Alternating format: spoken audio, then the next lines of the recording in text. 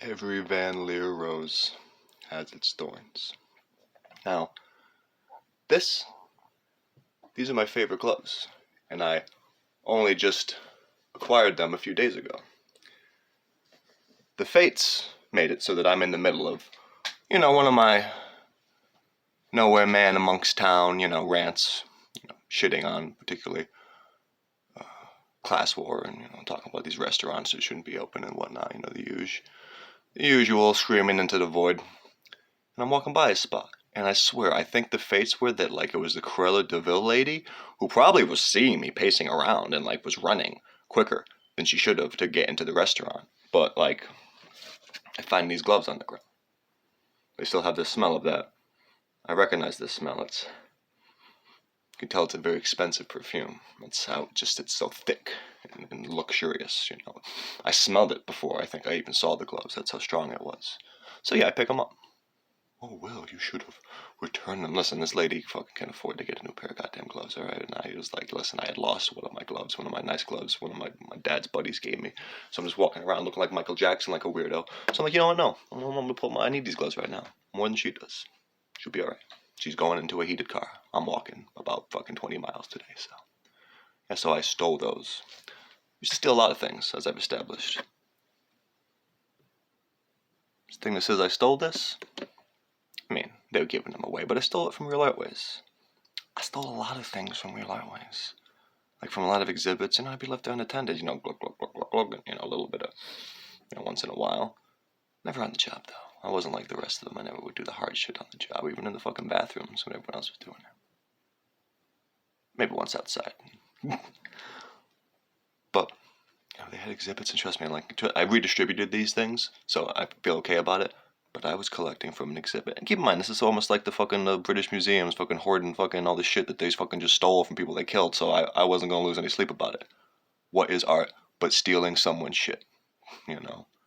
Better objects than fucking little fucking children off the streets or fucking people's innocence. You know what I mean, Will K. Wilkins? Anywho, that's just a story I'm talking about. But listen, I used to steal a lot. I had these fucking 10 of them.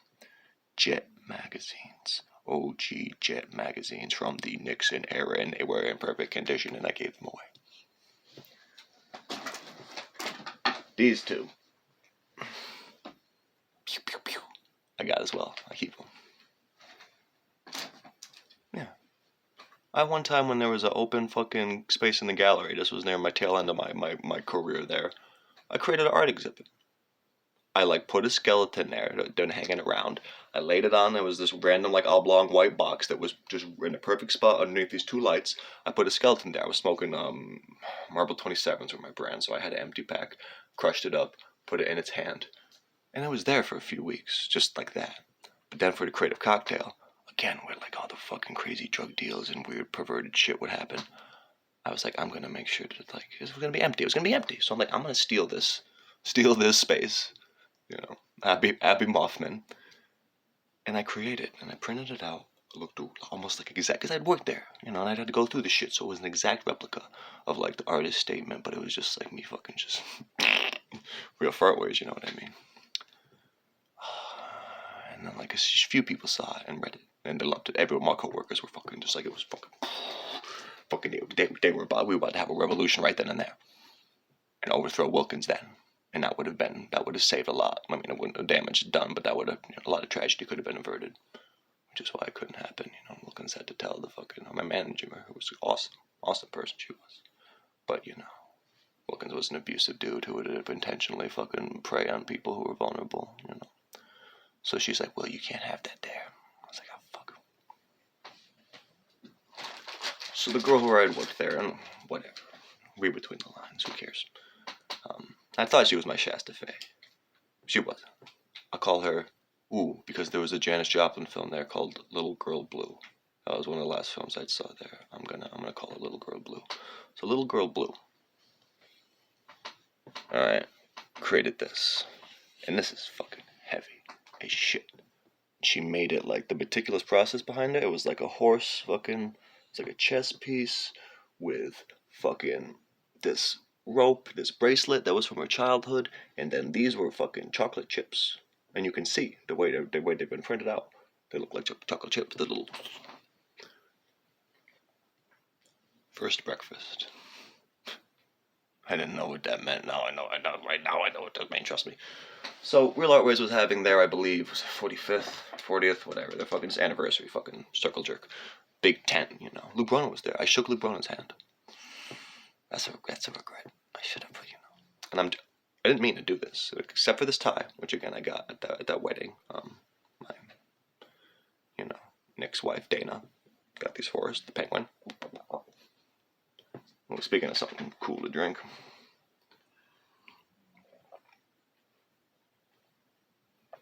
But I do believe that this is the exact outfit I wore.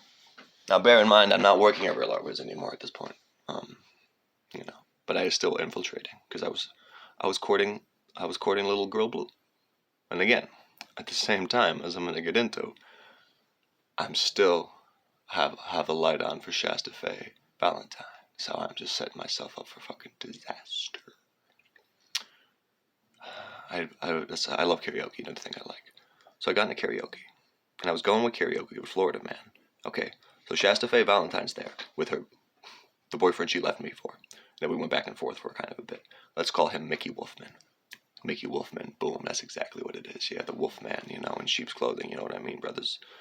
Us fucking false shepherds have no idea. So I would go to karaoke, and I would sing karaoke, but occasionally Florida Man would invite them over, and we would try to be friends. And it was weird, trust me. And it would have gotten weirder. So what I would do is the thing I like to do, and I would sublimate what I'm really feeling, often through song lyrics. Plausible deniability. But come on, keep it real. I do this a lot. It's often actually kind of obsessive. So one time I sang fucking Adele. Never mind, I'll find someone like you. And they're there. They're both there. They're there. And like the way the lighting is, it was surreal. And I'm fucking drunk and high. And everyone was fucking fucked up. And I did that and I loved it. And it was catharsis and it was beautiful. And I sang it one more time. Like the last time I'm at the fucking drug sex frat down in the fucking basement, I fucking sing that shit. And it's like a fucking pretty big crowd.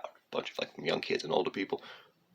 Crush it. Like there's like trained opera singers that I'm following. And I do better. I steal the show because it's from the goddamn heart. And like in some songs I can sing along too decent enough, You don't have to parrot the style of the singer. You sing it the way you would sing it.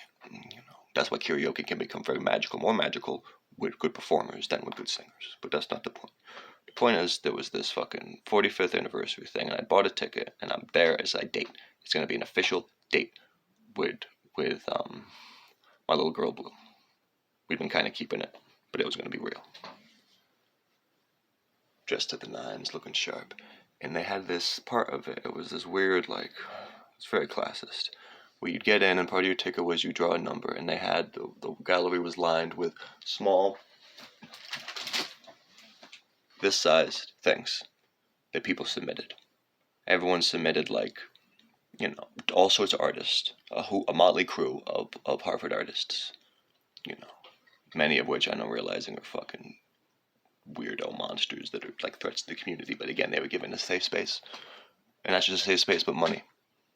Not direct money to do weird shit. Maybe not, but they were given funding. These fucking white vultures and predators and parasites that had no place, no right being in Harvard at that time. But they create a fucking playscape and they think it's fine. But then they let that rot, and Will Wilkins fucking has his racially profile every goddamn black kid who ever goes in there. Yeah, whatever. So that was Little Girl Blues. She put that up there. I submitted something they did not accept. It was just this fucking weird fucking... It was prophetic. It was like in 2015. This was when everyone's thinking fucking... when everyone's thinking fucking... When Trump was about to win. And no one thinks it. So what I do is I just write Trumpocalypse, Trumpocalypse, Trumpocalypse. Stung by the wasp, stung by the wasp. Yeah, stung by the wasp. That's what it was. It was this metatext. And it was like yellow and black.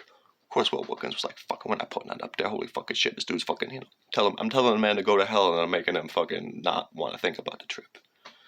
So you go and you draw a number, and you could get, pick one, and it would be yours. Now you'd get that. So I wanted that. I needed that. Because she submitted it, and if I got it, then it would prove my love. And yes, I picked a bad number. I drew a bad lot. You know what I mean? Grand metaphor. And so but I see it, and it's like, I think she had another one that was like similar that someone took. At first I thought that was the only one, and I'm like, oh my god, it's gone. But then I see, oh no, it's there, it is there. Like fucking 100 feet ahead of me with a bunch of people, and I'm spotting and I'm reading every people. So I cut the line. I'm a fucking blue collar motherfucker. I would throw bowls. All right, Will Wilkins got away with punching someone and knocking him out there for fucking his male ego. Think I wouldn't fucking knock out a little old lady? Fucking give me that rye, old hag. I Jerry Seinfeld somebody for that shit. I wouldn't. I'd snatch that one out of their hands, but I didn't need to do that. I get it. I'm like, yeah, boy. I didn't. I wasn't. I loved her like I would love a sister, like my own sister. For many ways, that was right. I loved her. I wasn't, I didn't really know what love was. I was trying to find that fucking missing piece. But there was something that I stole from there, more or less, that really is my true love. The things I love the most. Epilogue. Real Heartways.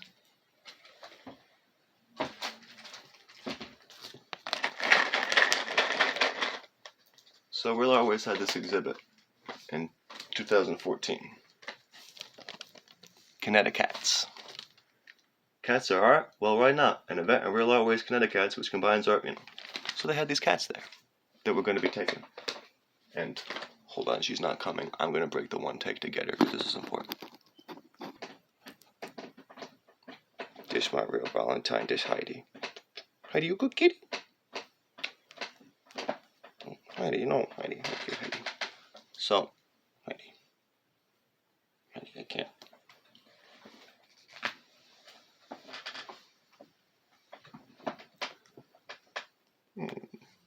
I'll give you treats in a bit. So, this cat escaped from this exhibit. I don't know how she did it. It was like 30 feet. Like, not 30, maybe it was like 20. But it was high up. The cats weren't supposed to escape. But this cat, who was always a trouble cat, she was like 5 or so at that point. No one wanted her. Alright? No one ever wanted her. She was a New York stray. She had already had kittens. Right? Her kittens were ripped from her, so she was she probably was just in an abusive fucking environment. So she was an angry cat. She would always attack anybody. The handlers, when they would try to feed her, she clawed the fucking shit out of them. So she escapes from this exhibit. Because she probably could say, she's a smart cat. Tuxedo cats, they say, are very intelligent, and as this Heidi proves. So Heidi escapes. And we like, shh, don't let people, because like Scott Haney's coming this big promotion, they're like, shh, don't let people know there's a cat on the loose. There was a cat on the loose in Real Heartways for like 2 weeks. In the rafters, one time I see her, like literally clawing up like 50 feet in the air. We try to find her, she can't. She's like hiding. I don't know what she's living off of.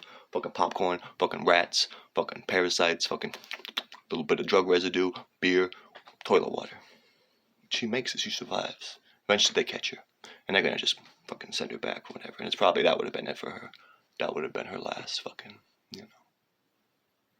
shit.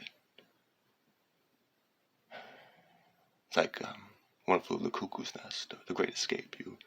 You really try to break free from their confines and take something that doesn't belong to you, occupy a space that doesn't belong to you. No, they will euthanize you. And they won't see that you're lashing out because of your abuse and your trauma. But I did.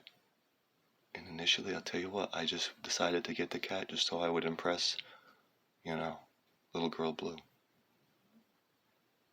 Little girl Blue came up with the name Heidi because, hey, it's like Heidi, like Heidi, but also Hidey, which is what I call it, because she likes to hide. And she hid for a long time when we got her back. She would attack my dad, she would attack me, but we provided, I don't know, and it wasn't the best environment. Now I'm realizing it with my parents. But my dad would always call her my girlfriend. Heidi's just, I don't know, in many ways my spirit animal. And every day I see this love and this warmth in her that comes out that nobody would have known about. Nobody would have known about if we didn't take a chance, if I didn't take a chance. That's my Valentine right there. I love her.